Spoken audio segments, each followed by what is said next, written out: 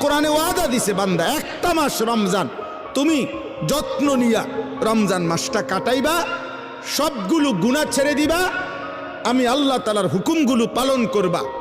আমি আল্লাহ ওয়াদা দিলাম লাআল্লাকুম তাত্তাকুন, এক মাসে তোমাকে মুত্তাকি বানায় দেব, জান্নাতি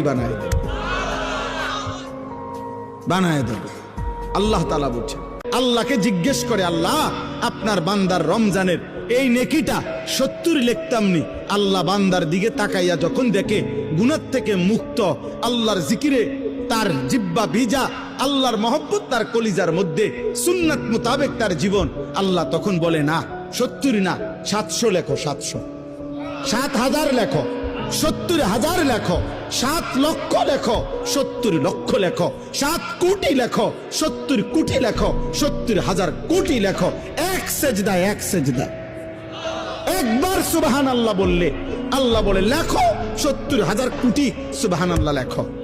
কোন বেলায় আল্লাহ মহব্বতের জোশে, আল্লাহ তার মায়ায় আল্লাহ বলে, ফেরেশতা তুমি লিখো না, সাআক্তুবু, আমি আল্লাহ নিজেই লিখবো। এই নেকি তুমি দিয়া পারতা না, আমি দেবো আমার বান্দার নেকি।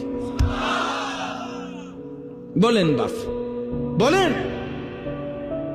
আহাজ মুসলমানের সন্তান, যদি তোমরা বুঝতা যে তোমাদের মালিক তোমাদের প্রতি কি পরিমাণ খেয়াল করেছে।